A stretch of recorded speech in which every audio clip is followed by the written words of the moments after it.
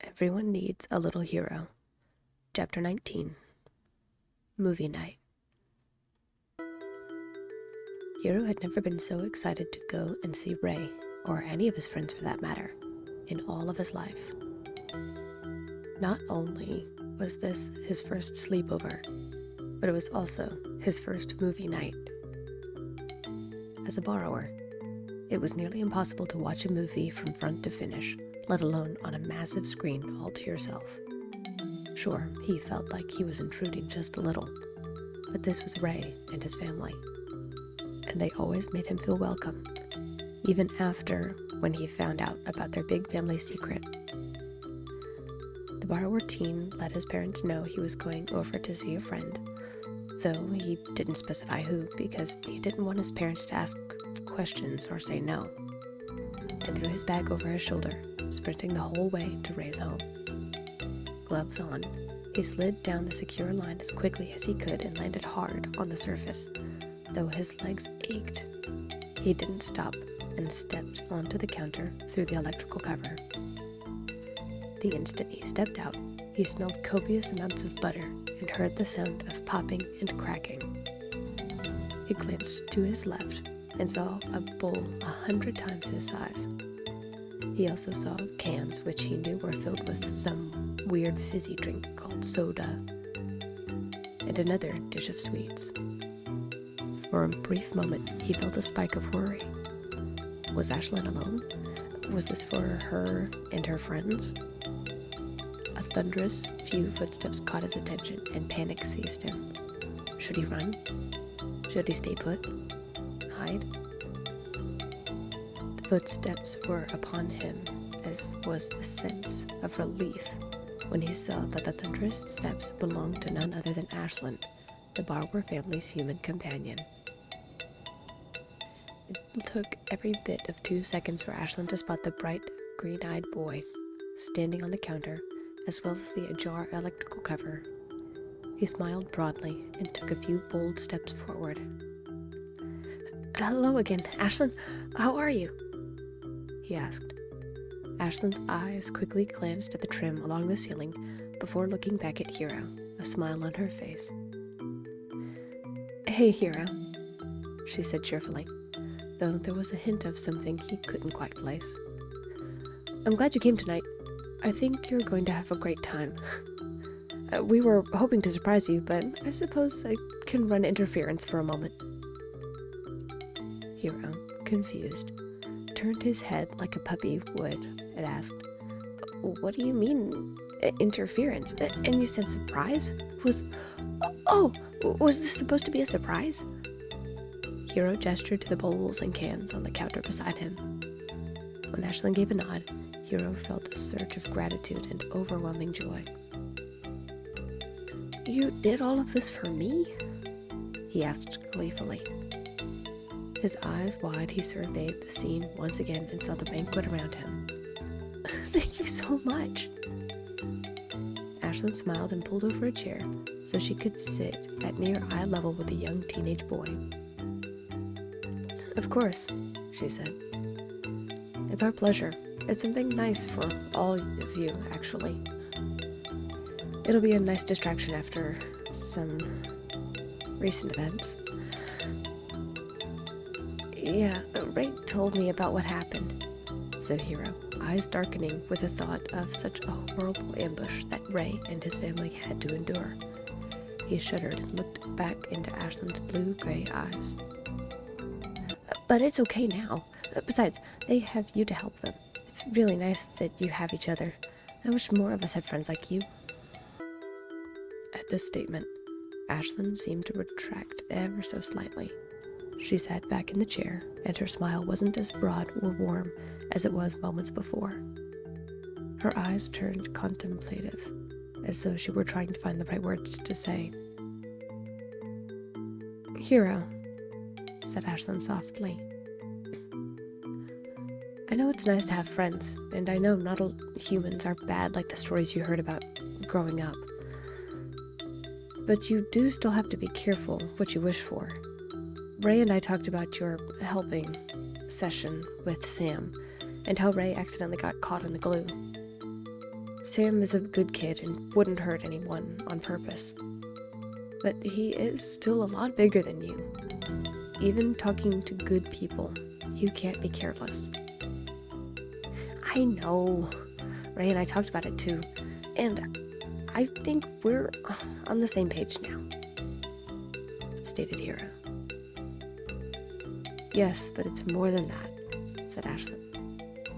If something ever happened, even if it were just an accident from someone you know well, like Sam, I wouldn't be able to forgive myself for letting it happen without warning you properly. Your work is important, and I love that so much about you. And I think the world would be much better with more people like you. Still, just be safe. Take that extra second and evaluate who it is you are trying to help and whether it requires you to talk to someone or be seen. Ashlyn leaned forward, staring the young boy in the eye with an intenseness that made Hero squirm. Please, Hero. If not for you, then for me.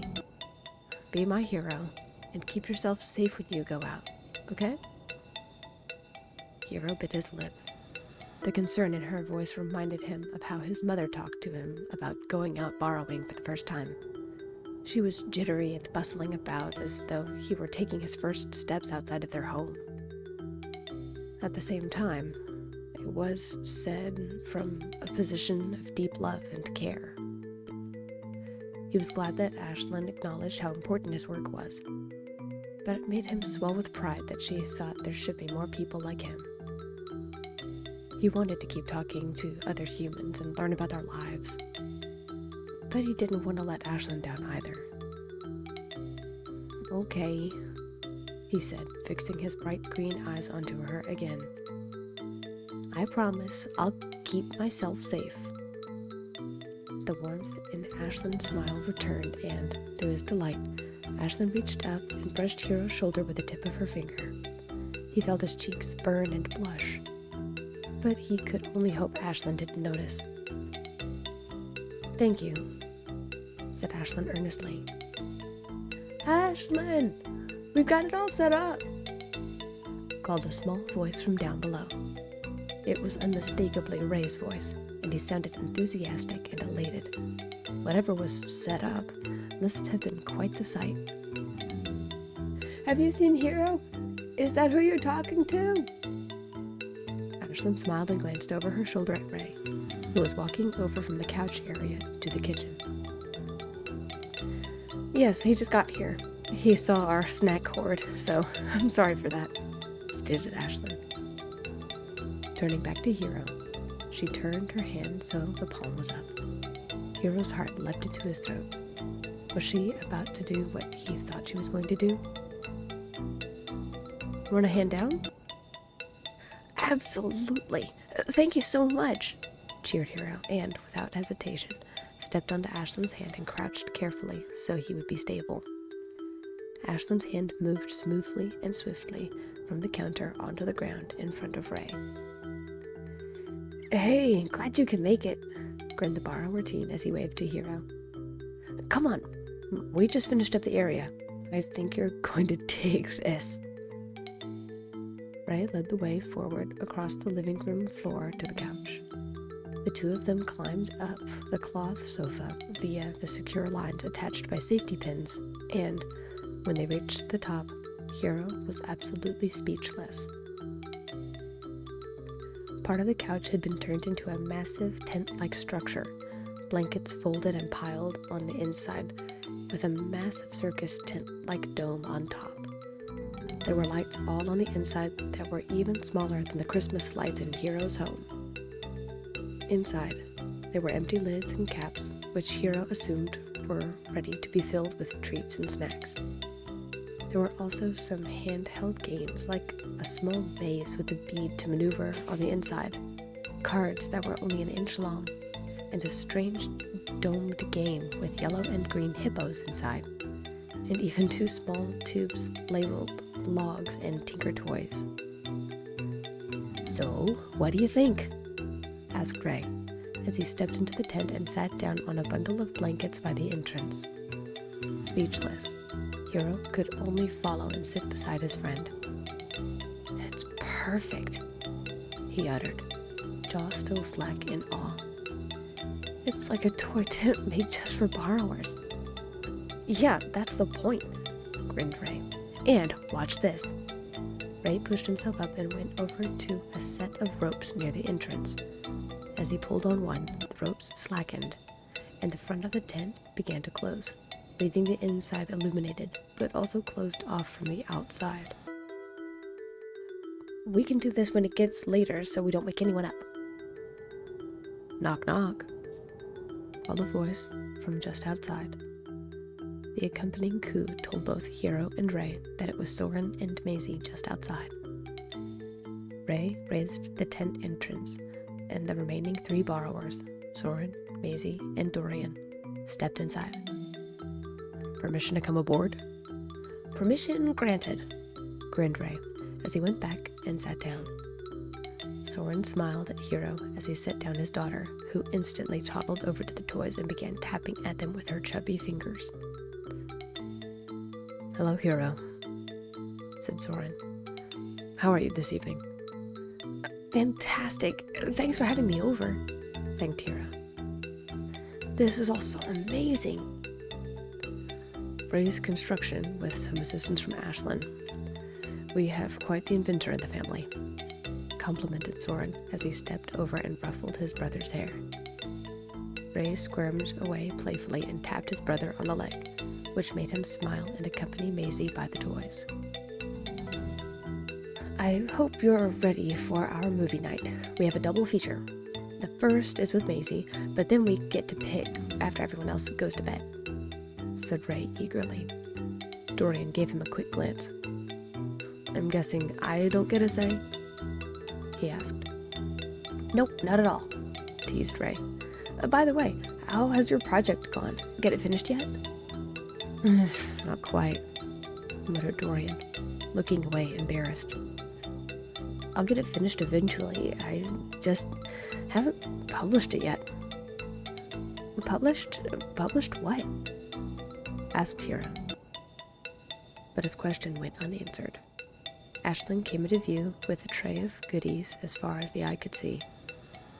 Some of the snacks, like these small chocolate candies with M's on them, were the perfect size for borrowers, though they were even smaller than the ones Hero saw his mother bake with numerous times. After distributing the snacks, Ashlyn began queuing up the movie. "So, at Maisie's request, we're watching A Bug's Life first, and then you boys get to pick between How to Train Your Dragon, Holes, and Robots. You have a minute to think about it," said Ashlyn, as she sat down on the couch. Hero didn't know which one he wanted to choose, but the thought of seeing not just one, but 2 movies was intoxicatingly thrilling. Soren managed to get Maisie settled after the introductory credits, and after a minute, everyone's attention was fixated on the television. The movie, in a word, was amazing. For Hero, it felt relatable, and he thought the main character was very clever and brave for standing up to the evil grasshopper. Soren picked up Maisie, who was incredibly sleepy, and draped hers over his shoulder. Ashlyn took them both into the other room, where they put Maisie to sleep before excusing both of them for the evening. Before leaving, Hero, Dorian, and Ray all decided to watch How to Train Your Dragon and spend the next few hours enjoying the movie. Hero liked this one in particular because the main character was determined to show the dragons weren't dangerous like everyone thought. They played games, took time to invent and talk about future plans for inventions, and eventually they fell asleep. A great end to a great day. Hero hoped many days like this were in his future.